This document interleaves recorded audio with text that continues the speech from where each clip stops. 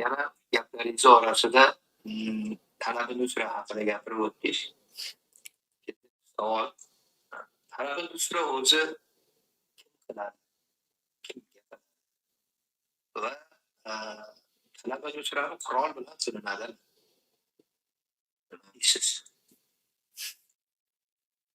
O'zi nima deyishga hayronman hozir savolingiz sal bir ajoyibroq chiqdi.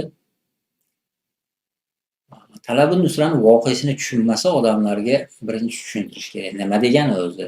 Chunki tepada aytdi, Talabi Nusrani qurol bilan ham qiladimi desangiz, bir juda beo'xshov gaplarda ikkalasi bir-biriga hech ham bir 700 yil bitta qozonga tiqib olib qaynashdan qovushmaydigan gaplar bo'ladi ikkita. O'zi Talabi Nusra deyotgani yordam so'rash degani, yordam talab qilish degani.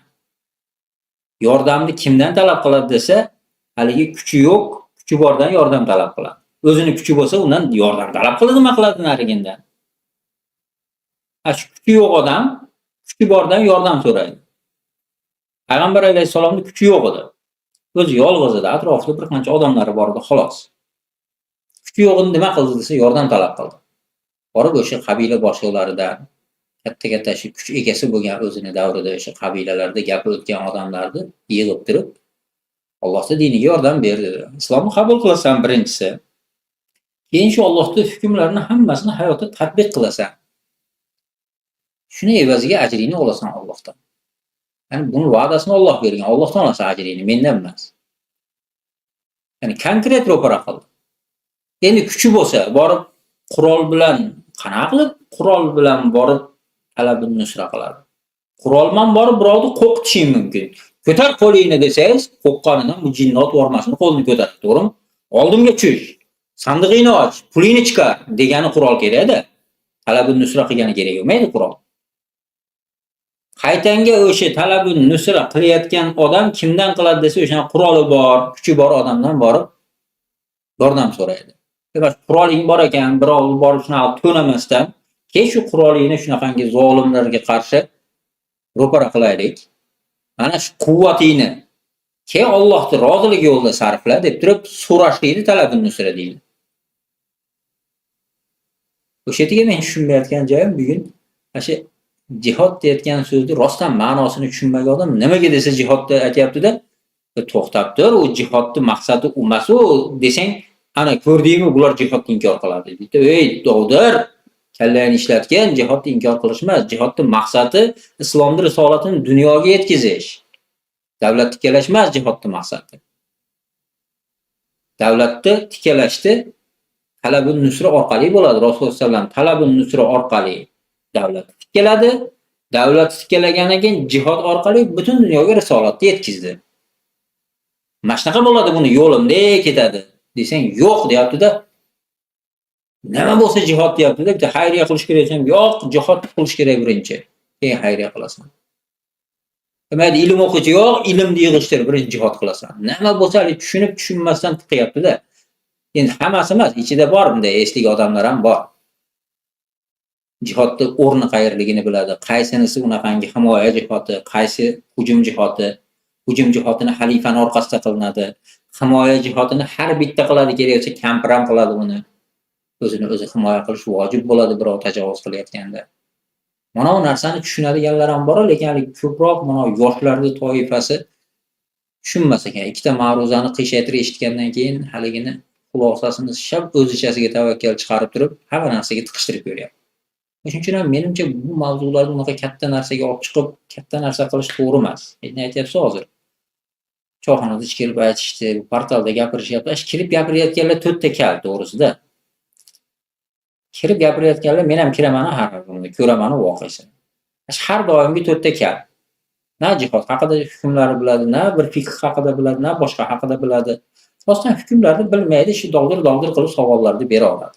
Ya'ni bir marta emas, 100 marta beradi. O'zi aqlli odamga bir marta savol bersa, shu savolga bir marta javob bersang, xulosa qiladi-da.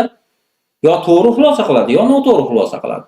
Noto'g'ri xulosa qilsa, ha bu tushunmas ekan deydi, qayta savol bermaydi.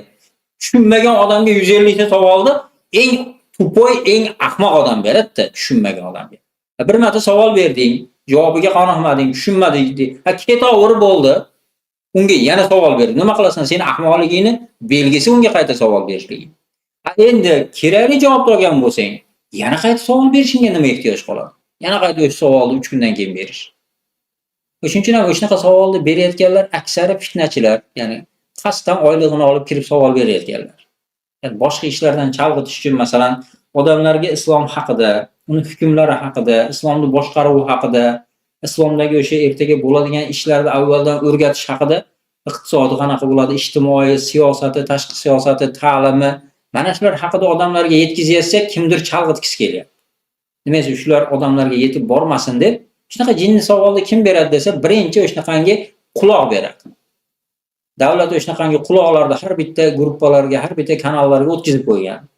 Kruglasutkadagi bir-biriman smen almashib uxlamasdan shu oylik uchun tirikchiligini qiladiganlar bor. Shunaqa savollarni aksar o'shalar beradi. Endi undan tashqari tabiiy ham beriladimi? Endi tabiiy ham odamlar orasida bir dovdiragarrog'i, befarosatrog'i, gap uqmaydigani, shunaqangi endi rosa fikrlasa ham o'zi bori kallada bori shunga o'xshagan odamlar ham yo'q emas. Shular ham bitta-bitta berib qoladi. Qayta-qayta beraveradi, unga qizig'i.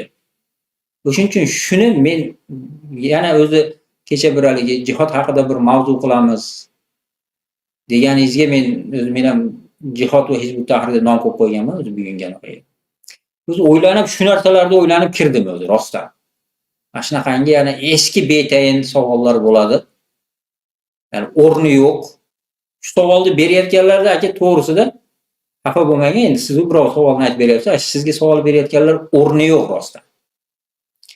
Mana shu savolga bo'pti, mana javobni olding. Endi nima qilasan deb so'raydi ishonmasangiz. Ishonmasangiz qachon kirsa ham so'raydi. O'rni yo'q. Endi mana shunaqa qilaman deyotgan bitta plani yo'q rostdan. Ha, uni gapi noto'g'ri ekan, endi men mana shunaqa qilaman. Meni bosqichim mana. Birinchi mana bu yerda olib qo'yaman, undan keyin narigini qo'shib olaman, undan keyin palonchini ustidan shunaqa qilib jihod bilan ontarib bunday qilib boraman, keyin mana ikkitasini qo'shib, keyin beshalamiz dunyoga shunday qilib olib chiqamiz degan sizga bitta planni ko'rsatib bera olmayman. O'rni yo'q, quruq gap haligi.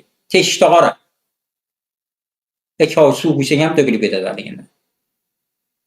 Ha, biz odamlarga nimani ko'rsatyapmiz desa, odamlarga aniq, tiniq narsani aytishyapmiz. Islom tiklanishi manaqa bo'ladi deb bosqichman tiklangungacha aytib berib, tiklangandan keyin manaqa bo'ladi deb turib, oxirigacha chizib ko'rsatib beryapmiz. Uni iqtisodi qanaqa bo'ladi desa, bir chekadan, uni iqtisodi manaqa bo'ladi, iqtisodidagi muammolari manaqa bo'ladi. Unga qarshi agar iqtisodiy shunaqangi sanksiyalar qo'llasa, boshqa qilsa, manaqangi qilib unga qarshi chiqadi deb turib, shar'iy hukmdan tabanni qilib ko'rsatib qo'yapmiz. Hali bo'lgani yo'q. Endi ro'para bo'lib qolsa nima qilishimizni oldindan rejasini tuzib qo'yapmiz. Ya'ni bo'ladigan davlatimizdagi muammolarni hal qilish ustida bosh qotiryapmiz necha yildan beri. Albatta bo'lgandan keyin muammolar boshlanadi-da, u boshlangandan keyin bosh qashlab, endi nima qilamiz deb o'tiradigan emas. Hozirdan shunga tayyorgarlik ko'ryapmiz. Rejalarimiz bor, kitoblarimiz bor, darsliklarimiz bor mana shu narsa haqida. Endi haligi sizga savol berayotgan to'nga nima qilyapti desa, hech balosi yo'q. Biz davlatni jihodman tiklab qo'yamiz deb qoldi, bo'ldi. Keyin nima qilasan? Bilmayman keyin ko'prar qirtishaymiz deb qoldi. Bo'ldi, shundan boshqa gap yo'q-da.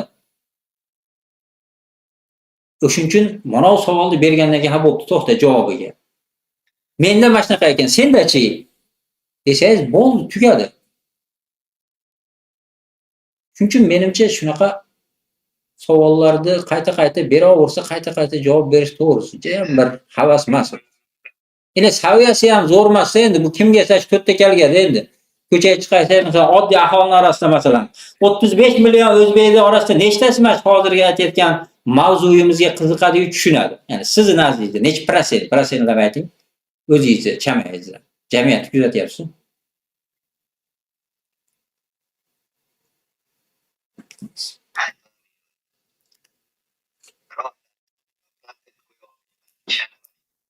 Men ham qo'ya olmayman, lekin bir 0,5% rasa endi hali biz bilganu bilmaganu boshqalarni yig'ib kelsa 0,5% chiqmasa kerak deb o'ylayman shularni.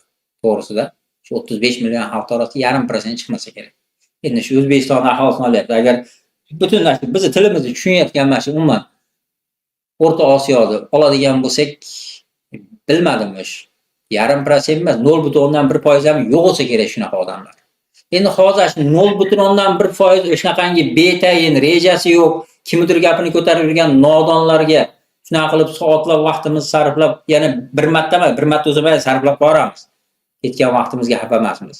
Qayta-qaytada menga mana shu savol bilmayman, bir kamida 200-marta berilayotgan savol bo'lsa kerak mana shu savol. Kamida. Har safar shunga yana shunaqa qilib javob berib, shunaqa qilib umr o'tkazishlikni zo'r narsa deb bilmayman to'g'risida.